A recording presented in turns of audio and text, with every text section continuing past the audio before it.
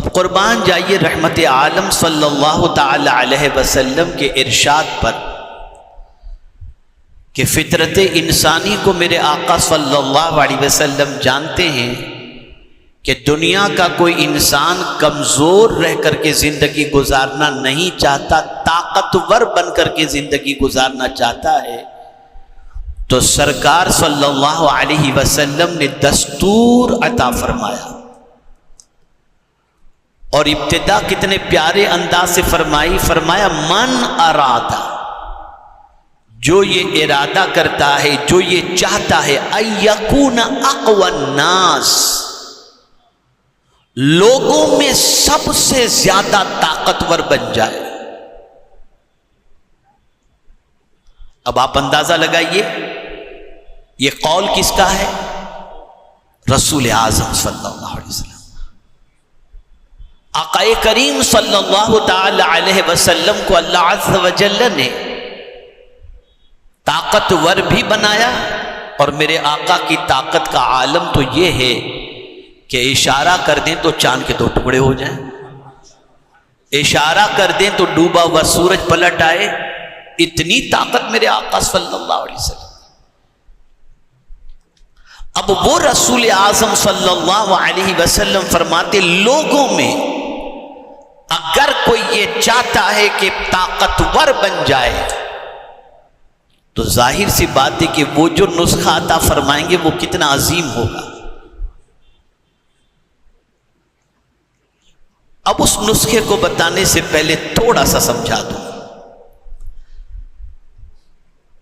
اگر آپ کے تعلقات بہت ہائی لیول پر ہوں تو کیا ہوگا؟ وہ ہائی لیول پر جو بندہ ہوگا اس کے اختیارات ہوں گے، وہ کسی کو فون کر دے کام ہو جائے، وہ مال کی ضرورت ہو تو دے دے، آپ کا کوئی مسئلہ ہو تو حل کر دے۔ تو آپ اس کو پہلے طاقتور دیکھیں گے تو اس سے تعلق قائم کریں گے۔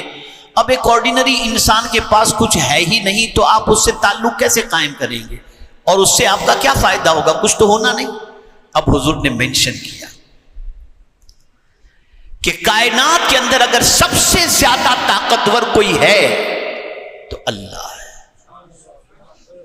اس سے زیادہ طاقتور کوئی ہے ہی نہیں، اور ساری کائنات اس کے دست قدرت میں ہے۔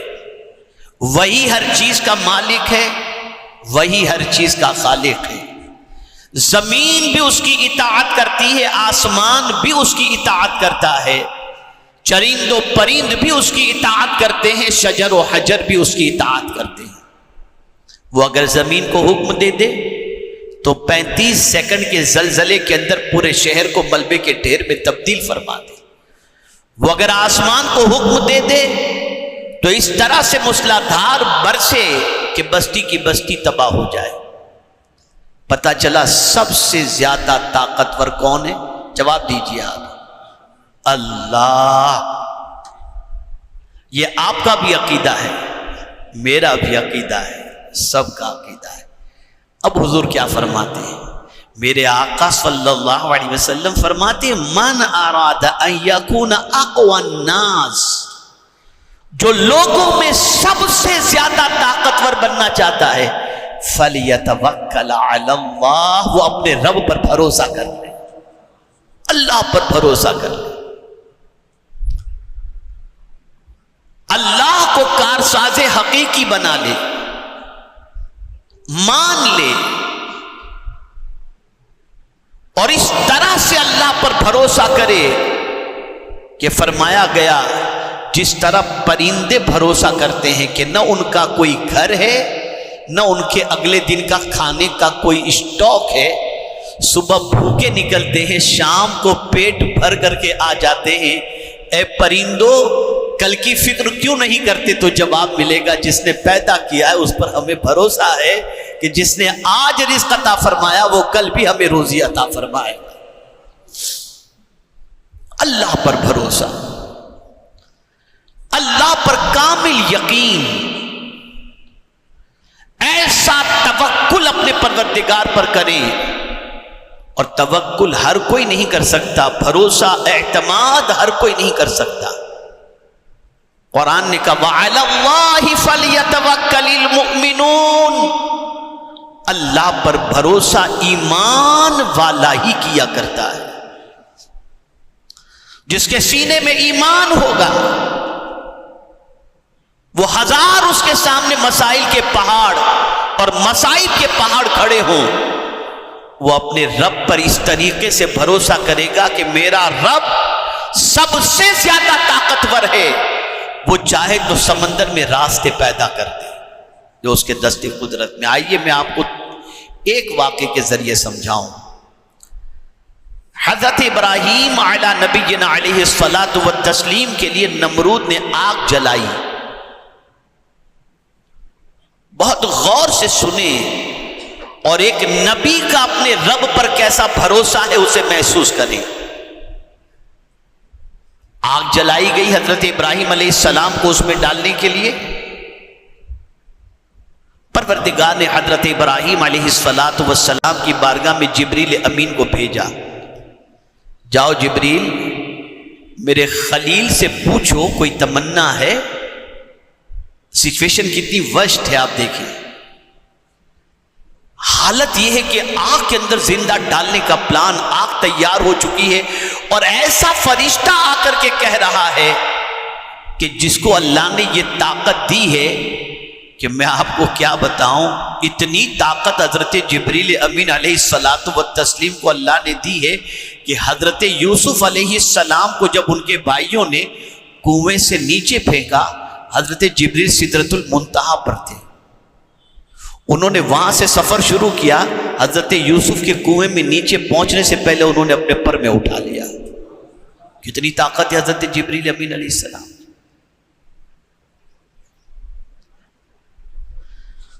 وہ حضرت ابراہیم علیہ السلام سے کہتے ہیں حل لک حاجۃ یا ابراہیم، اے ابراہیم تمہاری کوئی حاجت ہے؟ تو حضرت ابراہیم علیہ السلام سچویشن دیکھ رہے ہیں، پاورفل فرشتہ دیکھ رہے ہیں، پھر بھی کیا کہتے ہیں؟ حاجت تو ہے لیکن تجھ سے نہیں، تجھ سے کوئی حاجت نہیں۔ تو کہا ٹھیک ہے اپنے رب ہی سے اپنی حاجت پیش کر دیجئے،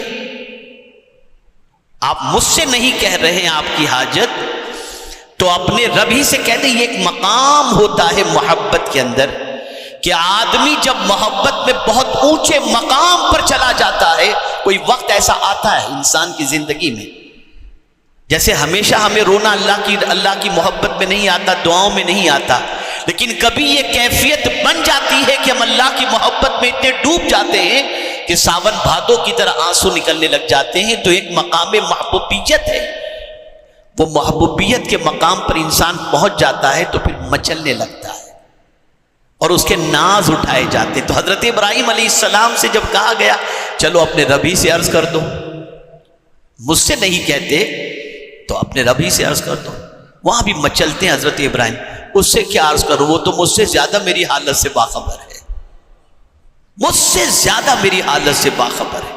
یعنی کتنا بڑا توکل۔ اور اس وقت حضرت ابراہیم علیہ السلام کی زبان پر جو چیز تھی، جو دعا تھی، مفسرین فرماتے ہیں اس وقت حضرت ابراہیم علیہ السلام کی زبان پر یہ دعا تھی حسبنا اللہ ونعم الوکیل، اللہ میرے لیے کافی ہے اور وہ بہترین کارساز ہے۔ اب اس توکل کا نتیجہ کیا نکلا؟ دشمن نے آگ میں ڈالا اور اللہ نے آگ کو باغ میں تبدیل فرما دیا۔ تو طاقتور اللہ ہے، قوت والا اللہ ہے۔ بڑی معذرت کے ساتھ میں عرض کرتا ہوں، مومن کا جملے پہ توجہ چاہوں گا، مومن کا، آج کے مسلمان کا سب پر تو بھروسہ ہے، رب پر بھروسہ نہیں، رب پر بھروسہ نہیں۔ اپنے رب سے توکل مضبوط کریں، اپنے پروردگار سے پروردگار پر بھروسہ مضبوط کریں، ایسا توکل کریں، ایسا بھروسہ کریں کہ مجھے میرے رب کی ذات سے امید ہے کہ وہ مجھے ضائع ہونے سے بچا لے گا اور ہر مصیبت کے اندر میرا پروردگار میری مدد فرمائے گا۔ اگر انسان کا اللہ پر توکل ہو ناجائز دھندے نہیں کرے گا، انسان کا اللہ پر توکل ہو، دشمنوں سے سانٹ گانٹ نہیں کرے گا، انسان کا اللہ پر بھروسہ ہو، اپنا ایمان نہیں بیچے گا، انسان کا اللہ پر بھروسہ ہو تو انسان اپنی زندگی کو قانون الہی اور قانون رسول صلی اللہ علیہ وسلم کے سانچے میں ڈھال دے گا۔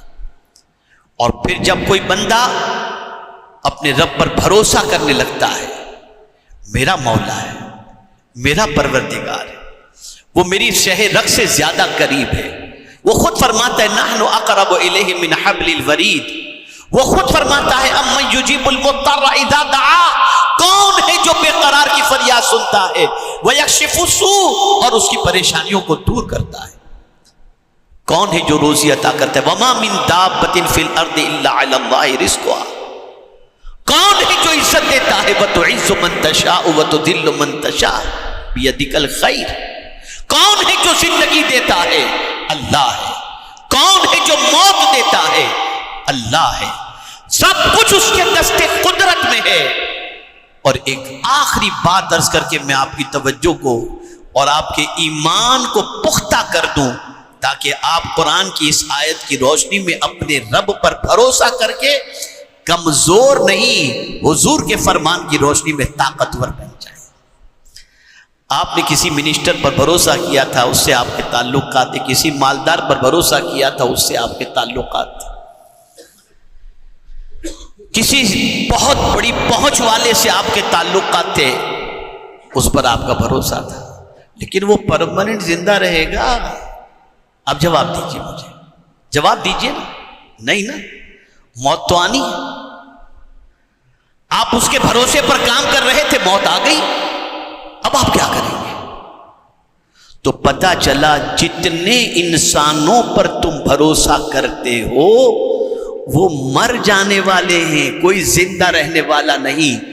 ایسے پر بھروسہ کرو جس کو کبھی موت آنے والی ہے ہی نہیں، اور وہ ذات کون سی ہے؟ وَتَوَكَّلْ عَلَى الْحَيِّ الَّذِي لَا يَمُوتُ، اس اللہ پر بھروسہ کرو جو ہمیشہ سے زندہ ہے اور ہمیشہ زندہ رہنے والا ہے۔